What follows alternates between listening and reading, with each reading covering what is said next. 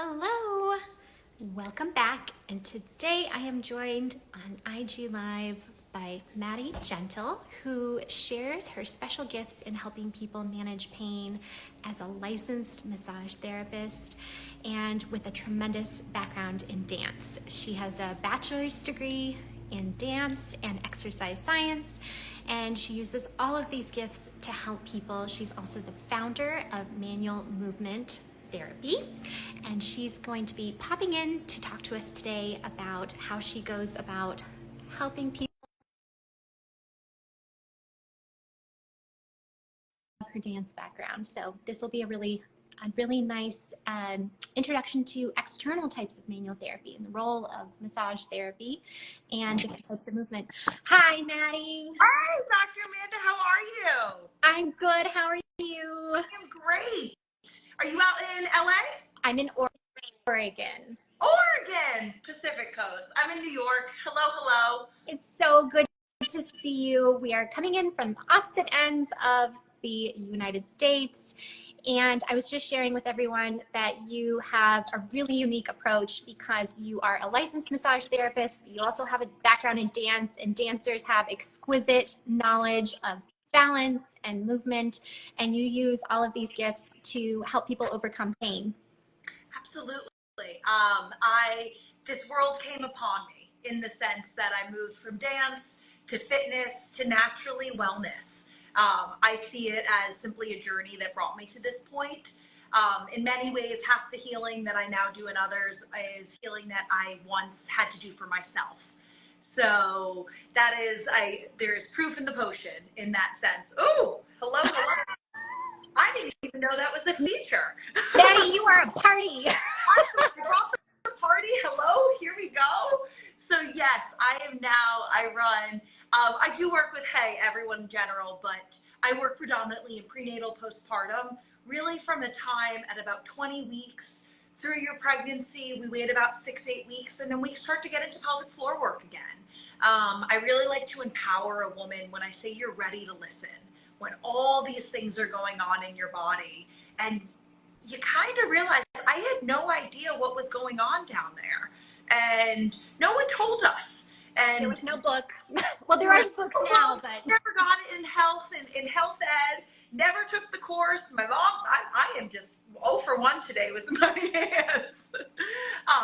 So I really come from an approach that knowledge is power, and we have to first understand this complex structure of our pelvis and our sacrum and our ilium and our psoas and our ligaments to really start to go, hey, what is that small nuance I just felt? Because that nuance is so profound. And that is obviously what you can talk wonders about with the pelvic floor. And so much of, I've been having so much fun with all of our new intimate rows. Guys, my followers, when we follow back, I will give you a code for that. But what beautiful, even structural fascial work that we can do outside with some of the tools you've created. Thank you so much. Yes, I did a video a couple days ago about using the wand for external fascial release for tailbone pain. And I look forward to hearing all of your input on that as well, because it's designed to be able to go internally, but hello, it's a tool by any other means. It can be used inside, outside, back scratcher, whatever you want. I'm with you. It's a perfect knob. That's how I looked at it. I look at everything. That's just a really smart ergonomic design. And our body has all these little wedges we can get into. So why not create more space? Absolutely. So you really have a passion for that perinatal space during pregnancy and postpartum. So when somebody comes in to see you and they are experiencing SI joint pain and they're starting to recognize some of those pelvic floor issues, tell me about your treatment approach. How do you go about helping these people? So first and foremost, just as I do use the dichotomy of both manual work and movement work. I do believe that both go hand in hand, and if you're familiar with structural integration, and it sounds just like it sounds in the sense of integrating structures over time. So always first and foremost, I like to let a woman know that their center of mass is in their pelvis. And we really first look at, the structure of just the spine together, look at the pelvis. And I say, first and foremost, a lot of us women, from exercise know what our hip flexors are. we feel that popping sensation in a Pilates class, and we can identify that. And then most of us can agree, hey, when I get back pain, if someone just pushes their thumb in here, it feels great. But a lot of the time what we forget is the bottom of the ship, of our two ischium or our sit bones. So I like to kind of give this just image of this bowl or this clock to really go, hey, I've got my front going, my back going, but what I find is, especially with pregnancy, is naturally as the hips have to expand, the glute muscles get something called glute amnesia. And it sounds just like it sounds, as they get a little lazy. But if our glute muscles aren't firing, all of our sacral ligaments have to. So always when starting with treatment, we first identify this structure. We identify if there's one side. I will say every woman has one side they're going to feel it more on. And naturally, because our hips are balanced, if I'm feeling pressure back here, there's probably something going on down here on that opposite diagonal. So I like to first just create this relationship through something called body mapping. We look at your structure and we simply go, hey, is one leg slightly longer than the other? A podiatrist might put an orthotic there, but for my approach, I might look at the muscles that are in charge of hiking the hip and start to go, hey, maybe some of those muscles have to be relaxed so that we can get back to the basement. And that's how I really explain the pelvis and really the pelvic floor. So I'm starting you prone on a table, laying down. A lot of the time we start with lower belly breathing.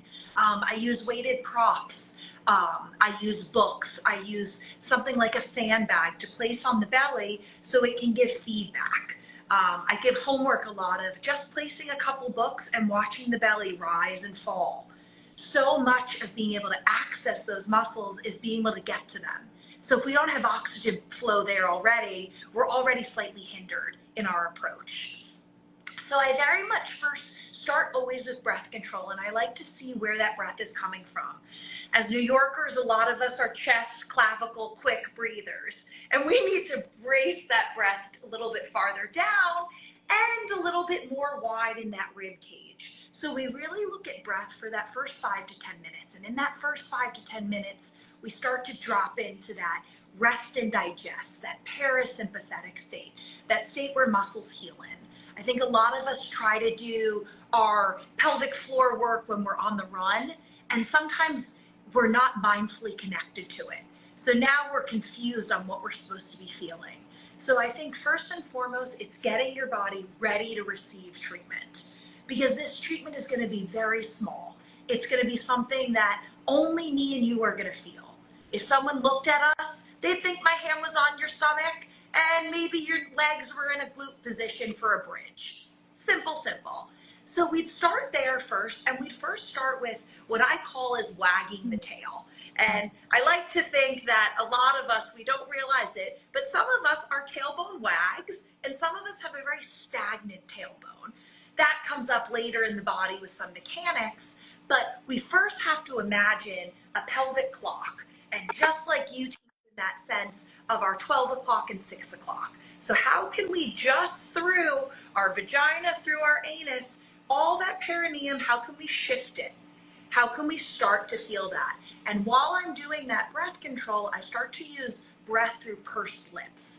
I find going or or anything that's going to pull the abdominal layers back is going to be helpful, rather than a something pushing out, almost like I say it's at Gold's Gym back in the day with the guys with the fluffy six packs. They were taught to create a wall against bare force. We want the opposite approach.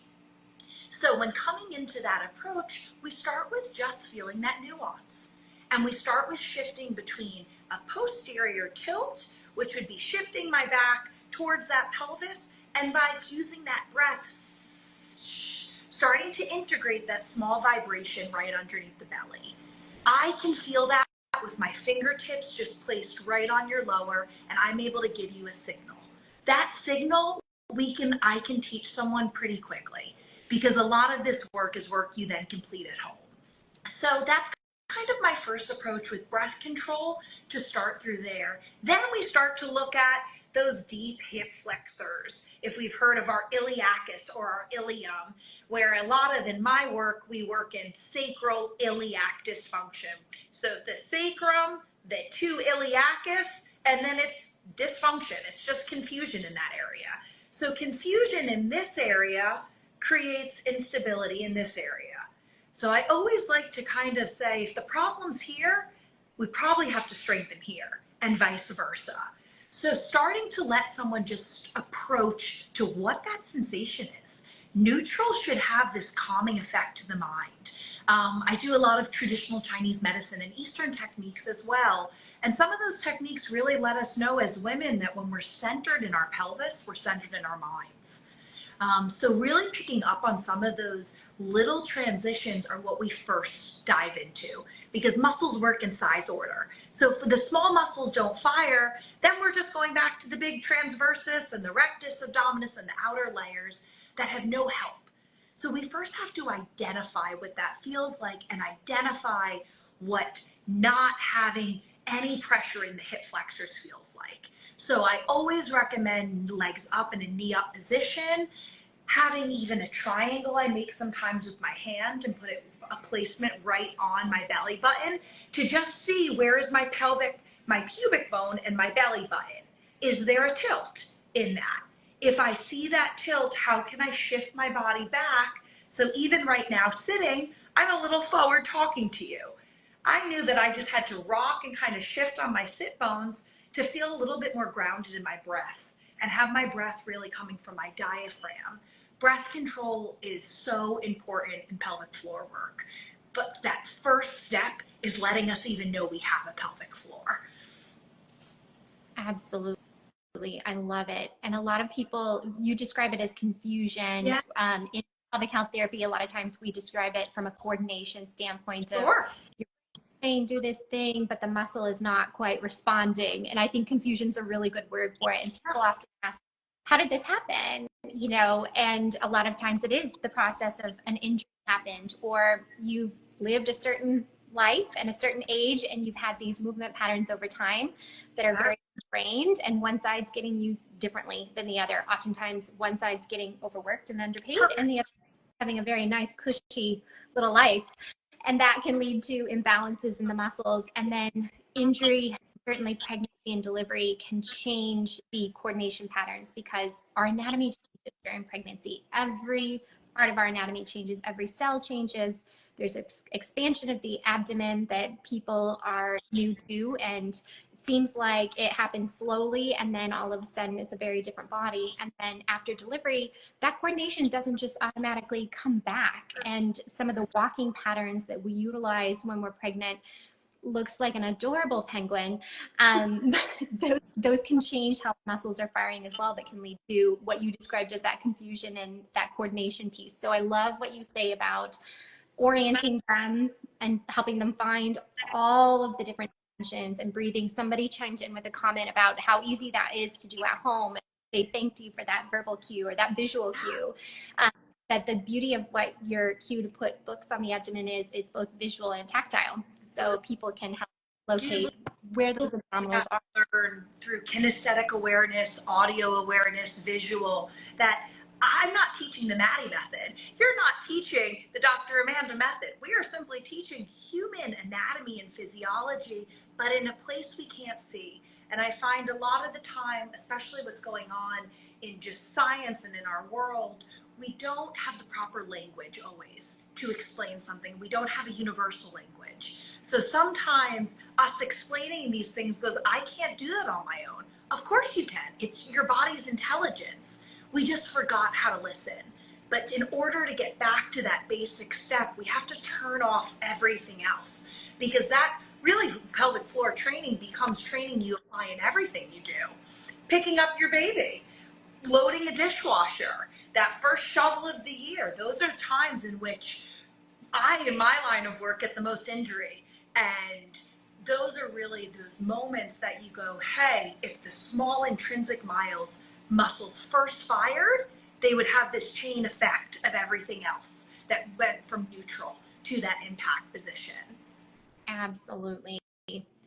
And the gluteal amnesia is so perfectly phrased. And oftentimes, because the lifestyle that we commonly lead, a lot of people are sitting for prolonged periods, either work or just lifestyle, and they move in a very linear, moving forward kind of way. So the lateral aspects of the hip don't get challenged enough, and they, over time, can also get sleepy and not be doing their job very well either. So utilizing different exercises to strengthen both the gluteal muscles in the back for extension, and then the rotators are really important. I'm curious to hear, both from your dance background and just from movement therapy, what are your favorite wake the glutes up exercises? Oh, absolutely. So I am deep into corrective exercise patterns, in the sense of a corrective exercise pattern is quite different from a typical exercise, because we're actually shortening a muscle to kind of turn it off, to turn it back on in the way we want to turn it on. So this is where mindfulness really comes into play. I think I say it all the time, clamshells and bridges are your best friend. If a workout does not have a fundamental functional bridge to begin, or a clamshell, that should be a red flag of maybe I should do that before, because we want to access the muscle. And so much of, I think, the piriformis, if we've ever heard of that piriformis, which a lot of us, we've heard of sciatica, but I find that sciatica a lot of the time is misdiagnosed, and it's a tight piriformis. If you agree in that sense. And the piriformis is the muscle that actually opens the leg to the side, and it connects to our spinal cord. So when you think of pregnancy, this one's really comes into play. So something that I do constantly is clamshells with breath. So I put my body on a sideline position. I put a ball, if I don't have a ball, I'll put a bath towel or something I have to give myself just a little bit of lateral support. And I make sure that I'm pushed out of my rib cage so that I can really stack my pelvis and my rib cage. Think of all that tissue, the baby, right in the middle of it. A lot of misbalance comes from where the diaphragm, how it lines up with the ribs and pelvis, because that's ultimately where we really feel our center from. So using a clamshell to inhale, to when I open, close my rib cage, and inhale as I close, but push my torso out, of just changing the breath pattern. So exhaling as my knee comes directly out into the clamshell, staying stacked, inhaling as I come in. By changing that breath, all of a sudden my body's going like this. And that's the fundamental breath that starts to go, oh, my hip flexor, the front of my hip is opening, and I'm starting to fire the muscle that connects right on the side of the glute. It's also, okay, we said muscles rely on size order. It's the smallest of the glute muscles to start to bring that glute minimus into play, and the medius, and then the maximus. So that is one of my favorites.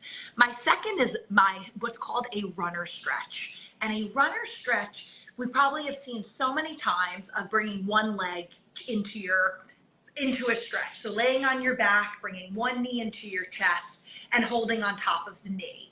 The difference in what's called reciprocal inhibition, or traction, we could say.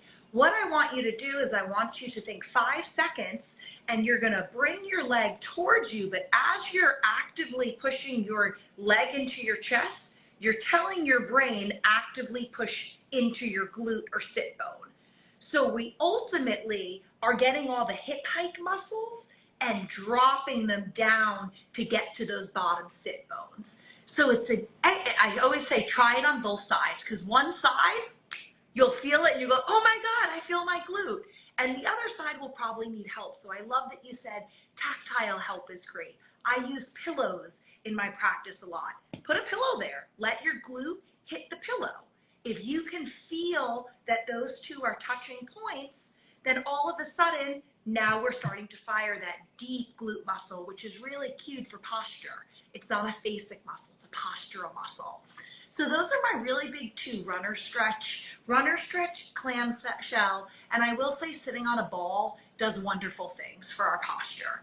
I very much believe in destabilizing the pelvis so that we can start to create biohacks of not having to think about all this work all the time.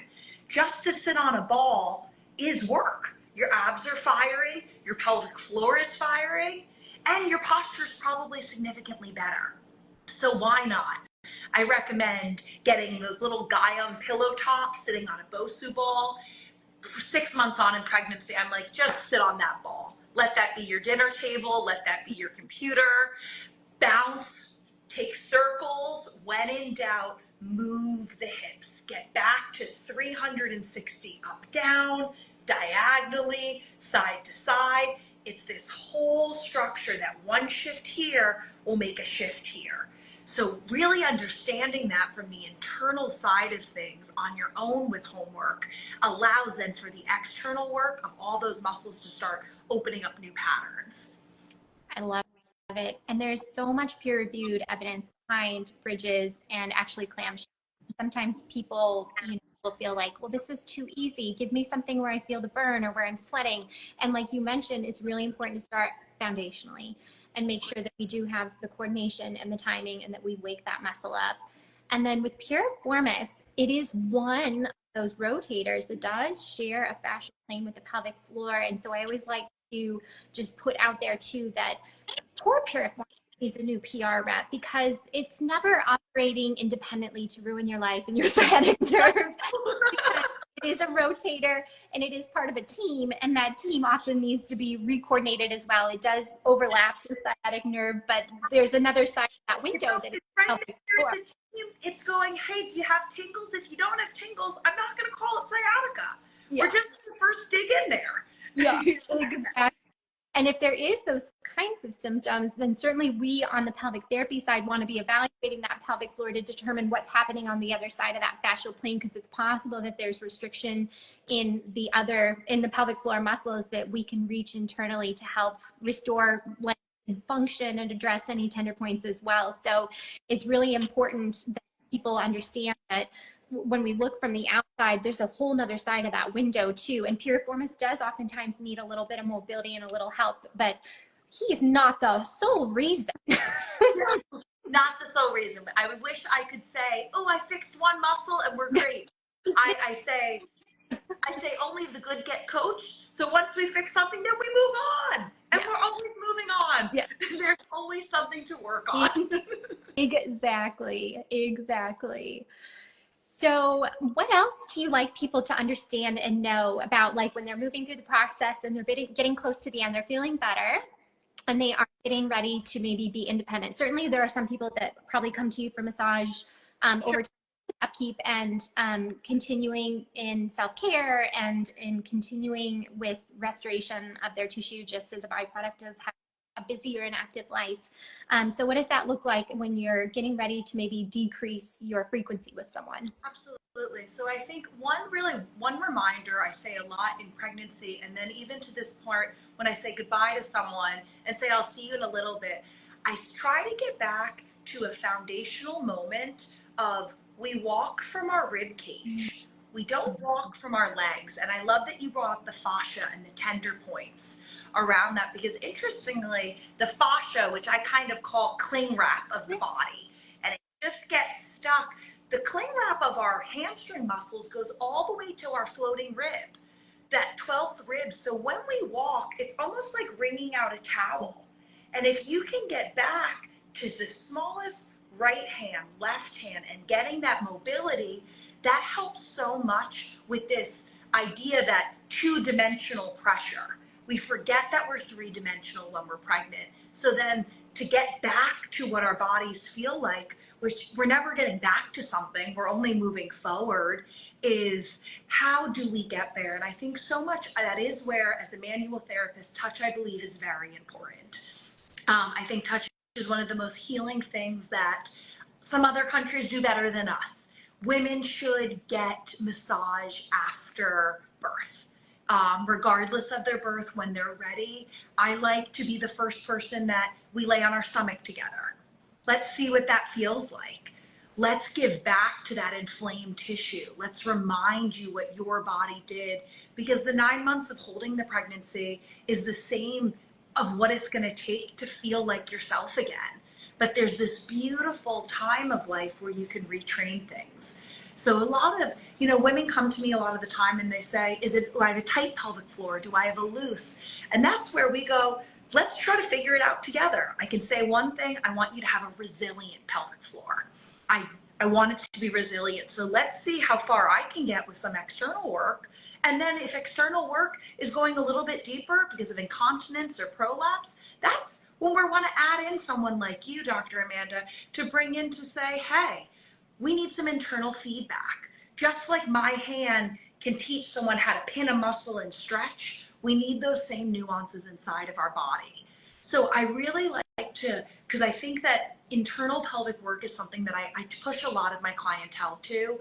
I work in tandem with a lot of PTs just in my neighborhood to kind of go, everyone should check it out to see what goes on first. I think postpartum, in your first 4 to 6 weeks, that's when you want body work. You want someone working on lymphatic drainage. You don't want me telling you everything about your sacrum and your holding bone pressure. You want to sit there and be present with your body and start to reconnect.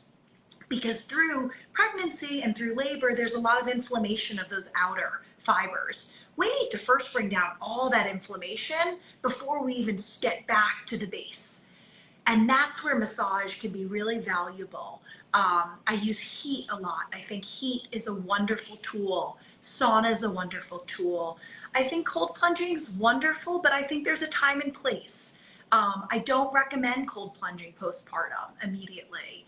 I find it too extreme, in my opinion.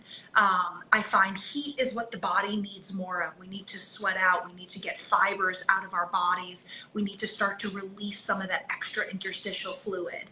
So things like manual massage work, saunas work, Epsom salt. I'm a big believer in magnesium. All these things to get back, but then the beauty of just allowing your body to feel weightless. So I teach clients a lot of the time, how can we get your body in a restorative position with no negative space, just by using pillows? Let's use 2 pillows under each leg with a pillow under your head, so your body can almost be in a hammock or a C curve. And that C curve then allows your muscles to go dormant. We first need your muscles to get into rest and digest. Because if we're doing things in that energetic state, there's really no healing that's going on. We're just building a wall against it. That's really great insight too, as to self-care and use of multiple different modalities. I find that different people respond differently, so it's really important to have all of those different avenues. And I love a good Epsom bath. So You both, a whole pound of Epsom salt, but it works. I love it. Well, thank you so much, Maddie. Is there anything else that you would like people to know about your practice? Oh, absolutely. I am here. I'm similar in the work of, I put out work, a lot of my social media channels to help the masses in the sense of what are the little things about anatomy and physiology that I've learned a few too many times that I can teach you. So I like to really teach people the little small incremental changes that add up over time. Little things with pillows. I use a lot of pillow support. I use a lot of corrective exercise to help with patterns. It's actually something that, if you stay tuned in these next couple weeks, towards the end of the month, I'm launching an online platform of some of these exercises that you can do at home, just to hold space for a lot more of my mothers and my clients that need to understand it before they apply it. And sometimes we need to have that foundational backbone before we move on to really making change in our bodies. It's that resilience of what we can learn over time.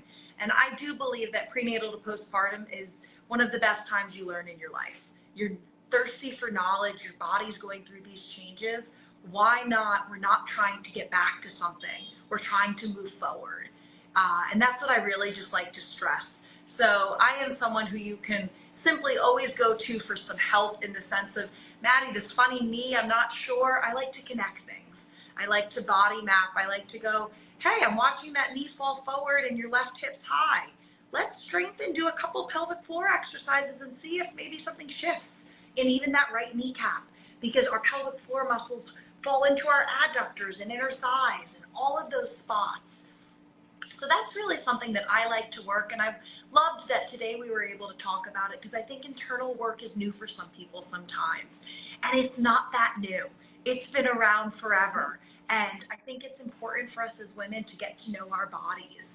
I love your new Intimate Rose products. I find them so much better. I can't wait to give codes in the sense of I like it much better than the LV Trainer and some of the Fitbits that I've used before. It's very self-explanatory, and I love the gradation of weights, which is lovely. So I'm excited to push that forward to my clientele and kind of both be working in tandem, internally and externally. Inside and outside of the window pane. We need both of us. Exactly. It's so true. It's so true. And thank you so much for those kind words. I appreciate it. Really. So from our end, if you're not yet following Maddie, be sure to do so. And Maddie, in your bio, I've already looked. You've got phenomenal resources, including how to find you for the people that are local that would get the honor to get to see you. That's first and foremost. If I can touch you, wow, I'm popular again with my big rings. If I can ever put hands on you, by all means, if you're New York City based, please, would love to see you. Wonderful. Well, thank you so much, Maddie. So nice connecting. That was awesome. Well, I hope we cross paths again, and I'm excited for my users to start be using your products as well. I love it, and I'll take good care of them on the inside. Yes, we got this. Yeah. All right. Thank you, Maddie. Have a great day. Bye, Amanda. Bye.